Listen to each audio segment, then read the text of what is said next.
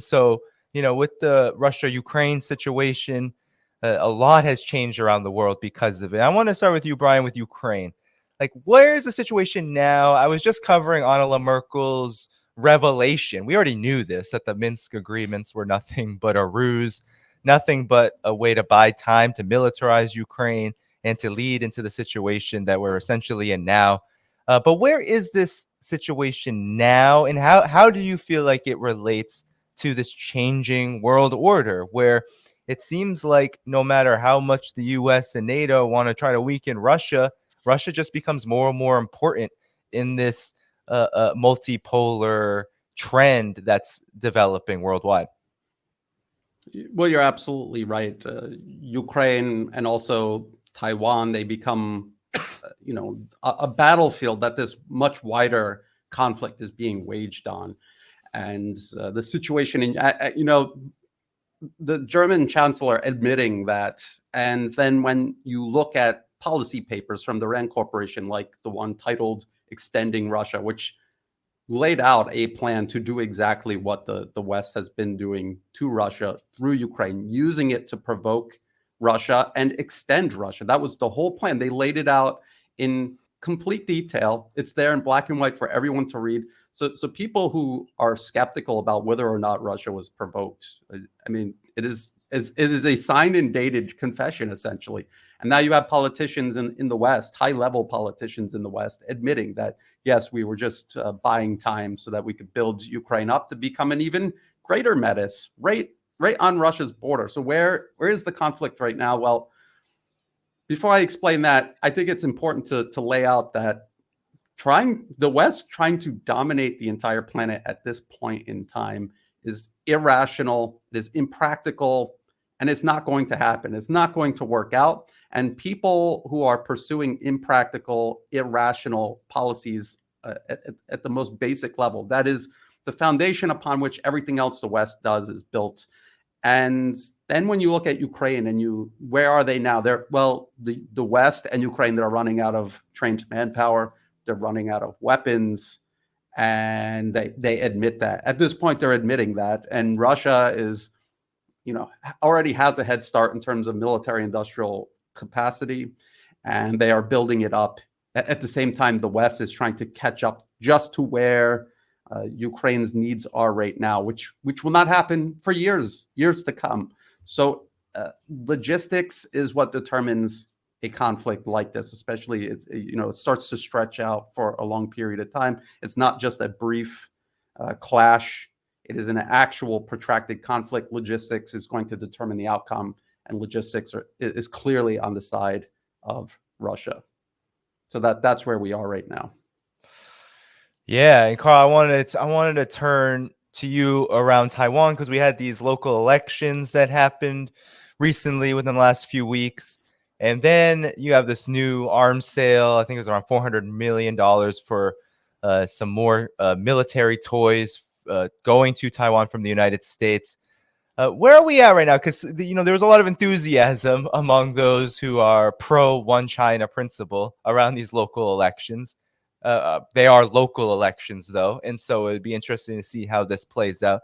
But where do you see this situation and its relationship to this changing world situation? Because it feels like while things with China and the United States had this cooling period, there still is a lot of intense rhetoric coming from NATO with China, coming even from the Biden administration toward China. And it's likely to intensify now as things like this China-Arab summit, things like that continue to develop. So with regard to Taiwan, though, where are things exactly after this election, after this arms sale? Like, where are things regarding this situation? Oh, you're muted, Carl. The U.S. propaganda machine has been cranked up to 11 on how U.S. involvement in a possible war over Taiwan. Because as Brian pointed out earlier, there is a significant portion of members of Pentagon that thinks U.S. have a very small, limited window to stop China's rise. The idea is that within the next 10 years, if China is allowed to continually rise peacefully as they're doing right now, eventually Chinese GDP, Chinese military power, economic power will reach the point where United States can no longer contain China, even if they wanted to. So the idea is we got to do it now while we still have a chance, while U.S. still enjoy overwhelming military, supposedly military advantage, at least on paper. And Taiwan is a hot button issue, so U.S. is going to press it. The U.S. know Taiwan is a hot button issue when it comes to China. I mean, the Taiwan issue is really not an issue between, say, the island of Taiwan and the mainland. It's really a U.S.-China issue because for the longest time, Taiwan functioned basically as a U.S. protectorate, your U.S. client states. And the fate of Taiwan is decided between Beijing and Washington.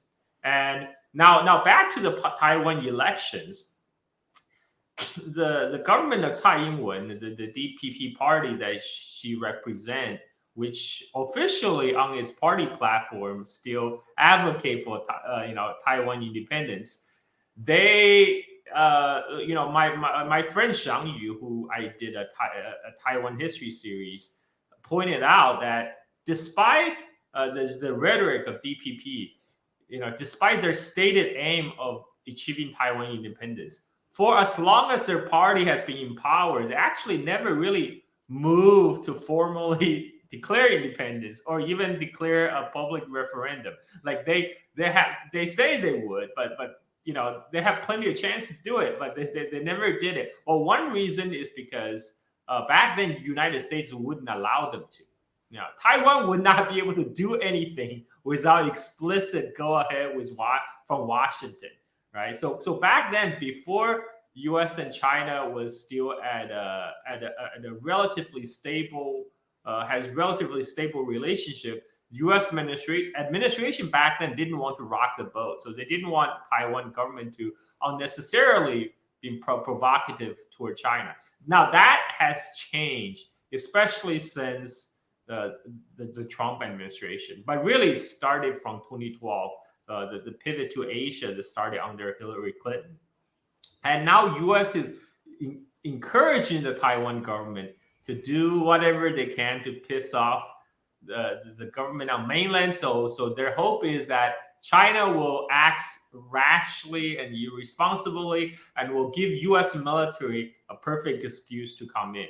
But so far, China has played very cool and they have handled it very rationally. They did not take the bait. Even when Nancy Pelosi flew into Taipei on a U.S. Air Force plane, China didn't shoot her plane down. I know a lot of people were disappointed, but China didn't even intercept her plane, just let her land. And in the end, it's just a photo op. And China did not give U.S. an excuse to start a military intervention. And because, China understands, China would not want a war right now over Taiwan. Contrary to what our Western media, mainstream media has been saying, because time is on China's side. Every year, Chinese economy grows just a little bit bigger. And this is what U.S. planners are afraid of. They're afraid that after 10 years, China will grow so large that U.S. couldn't do anything. So time is actually on China's side. China have been waiting 70 years to resolve the Taiwan issue. They're not in a hurry for 2022 or 2023. There's some ridiculous idea floating around Washington saying that China is trying to resolve Taiwan issue in 2027. Guess the only place I heard that idea is in the English language media, right? Nobody's talking about that in China. You go to Chinese social media, Chinese media, nobody's talking about like a date of 2027. They're going to do something about Taiwan. It's only the people, the think tankers funded by the military-industrial complex that's pushing this idea really hard in the U.S. media right now. Well, back to the Taiwan election, though. The Tsai Ing-wen government has been pushed for confrontation with China for a long time, and that's their election strategy. They thought, okay, as long as we go anti-China and we provoke China enough, if China acts, then we can use that as a excuse to scare our voters. Like, see, you got to vote for us because we are really the ones that's standing up to China, right? But what happened in the past few years, because China did not take that bait, now Tsai Ing-wen government, they're kind of left with nothing to show. What have they done for the electorate of Taiwan? What have they done for the voters in Taiwan? Did they improve the lives and economic prospects of Taiwan? No, everybody could see that. Taiwan's economy is faltering, and on top of that, it's been pushed along by the action of the United States. Huge portion of Taiwan's economy is tied up with semiconductors, the TSMC, Taiwan Semiconductors. And what the United States is doing, it's forcing TSMC to relocate to United States, to relocate all the Taiwan engineers to US, to Arizona, and accepting less pay. There's actually a good articles on that. People can look it up on the so-called cultural clash of TSMC moving to Arizona. Well, what they call cultural clash is actually that they decided they're going to get the Taiwan engineers to Arizona, but pay them less. and so TSMC is a crown jewel of the Taiwan economy. That's what's driving Taiwan economy for the past decades and decades. And now the U.S., one reason U.S. is moving Taiwan, TSMC out of Taiwan is they are planning. They're planning in case of conflict with China, they would still maintain their chip supply. So they didn't want. They have U.S. Pentagon have publicly said if a war break out over Taiwan Strait, U.S. would not leave the TSMC plants in Taiwan intact to China. So they're literally saying they're going to bomb TSMC rather than give it to mainland China. And people, I think people in Taiwan, they finally get it. They finally understand that this path is not good for the future of Taiwan.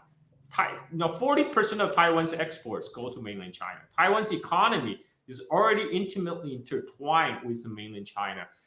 Tsai Ing-wen's administration have done its utmost trying to kind of derail that relationship, derail the continued cross-strait integration, economic integration, and that has put a damper on the Taiwan economy. And when they're playing divisive identity politics didn't work, we saw that results in elections. But in the end, the Taiwan voters woke up and said, you haven't done anything for us in the past how many years. You have not improved our lives. You can be all anti-China all you want. In the end, like Bill Clinton said, it's the economy, stupid. They're not done anything to make the economy of Taiwan better. They're not done anything making the future for the Taiwanese people better. So this is a main reason why they're losing the election. And in terms of U.S., right now we're going to see we're already seeing a series of provocation from U.S. Starting from Nancy Pelosi, and now we're talking about the more. I don't know what the figure is, like I saw a bill and they're going to prove some billions of dollars for arms sales to Taiwan. And U.S. is a source of instability in East Asia. If you just take whatever they say in the mainstream media reporting about China, flip it and replace China with the United States, you will be 100% accurate, right? When they say China is a source of instability in East Asia, you just replace China with the United States. You actually have a pretty fairly accurate reporting right now. And we are entering into a very dangerous territory because now, as Brian pointed out, U.S. is a declining power, and now it's trying to lash out, trying to protect its hegemonic status. And hopefully, you won't drag the rest of us down, the whole world down into that path. that's why we're here voicing our opinions and really pointing out the ridiculousness of the situation here.